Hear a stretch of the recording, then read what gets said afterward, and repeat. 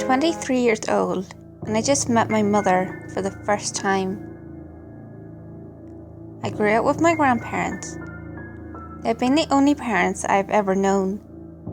However, I've been legitimately curious about finding my real parents for my entire adult life. I wanted to know who they were and what experiences they had. I would ask my grandparents about them occasionally. They usually would get quiet and stare at each other nervously, as if the truth haunts them. Typically, they would beat around the bush and try to tell me about my mother's childhood. I'm much older now, so I wasn't falling for it this time. I wanted answers. Eventually, my grandmother Cheryl told me that my mum was mentally ill, and she had cut ties with her around the time my father passed away. She told me she wasn't safe to be around, presumably because of the mental illness. I asked when the last time they spoke, and she said it had been several years. They used to send letters to each other though, and she told me that I could read them if it would give me some peace. The letters were not too interesting for the most part. My mum seemed kind of scatterbrained from what I read, and it's kind of hard to really grasp a conversation when you're only reading one side of it. There was some evidence of personal turmoil that bled through the writing though. I felt bad for her. I went home and thought about everything, just trying to absorb what my grandparents told me and what I've read. That's when I decided to Google map the return address on the envelopes. It was only about 3 hours away in southeastern Ohio. I thought it would be worth going to check it out. I wanted to see if she still lives there, but I couldn't tell my grandparents. They would kill me.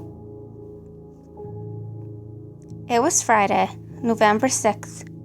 I had arrived at the address about 6 p.m. It was a very rural area. Lots of farms and houses spaced very far apart. I remember the driveway was really long and narrow, guarded by trees on both sides. The house was very old-fashioned, old wood and chip paint, but for the most part, it was upkept nicely for what it was. I saw her as I pulled up sitting on the porch steps. She was a very thin woman. I could also tell that she was a bit on the taller side, with longer than average extremities. She looked up at me as I got out of the car, with kind of a confused look on her face. As I approached, I said, "I'm Jaren." Her face changed to overly happy pretty fast, and she said, "Come inside."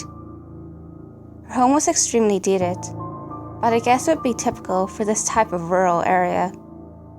There were couches and tables, but no TV, or really any electronics that you would see in a typical home today. We went on talking for a bit, but had no great connection. It honestly felt like I was talking to someone who wasn't really listening at all. And the thing is, she just kept staring at me, blankly staring at me from the other couch, kind of leaning in. She asked me where I lived, and I told her. Then she asked me to draw her a map, just in case she's ever in the area. I thought it was kind of weird request, so I just changed the subject. I asked what she does all day, and she just told me she keeps busy. She asked if I wanted some juice, and I said sure. The kitchen was partially visible from where I was sitting. I could see some on the countertop along with the sink, and an old can opener. I heard her open the fridge and start pouring us drinks. I kind of positioned myself so I could see her better. Then I watched her quietly open the cabinet and pull out this brown bottle. Her back was turned, but it looked like she poured whatever it was into one of them. I knew I wasn't going to drink that. She brought it over to me, and I set it down casually. I was trying to think of something to say, but nothing came to mind. She just sat there, staring at me in this quiet house. All you could hear was the humming of the refrigerator. A few more seconds passed of her staring at the side of my face, and she says, "You're not my son." I said, "What do you mean?" She said it again, but louder. "You're not my son. They took you. You know that." I wanted to know what she meant, so I asked her to explain. She said, "Cheryl took you from your parents, just like they took me." I stood up and she screamed at me and told me I wasn't leaving and it wasn't safe. I made a hasty sprint to the door and I said I'd come back another time. Now I'm just stuck wondering if there was any truth to what she said.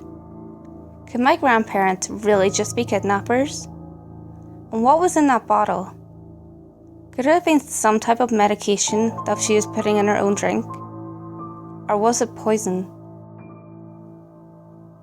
Hey guys, if you enjoyed this video, give it a thumbs up and share it with your friends. You can also leave a comment below. All feedback, good or otherwise, is always appreciated.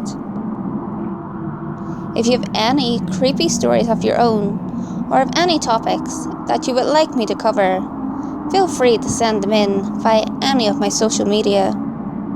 You can find all links to my social media in the description below. Until next time guys, make sure you lock your doors, stay safe, and I'll see you next video.